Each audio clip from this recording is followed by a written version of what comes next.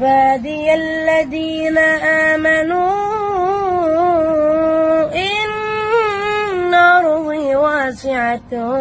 فإياي فاعبدون كل نفس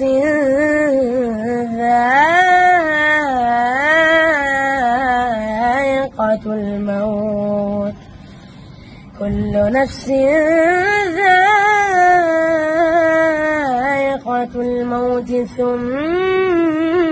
إلينا ترجعون والذين آمنوا وعملوا الصالحات لنبوئنهم من الجنة غرفا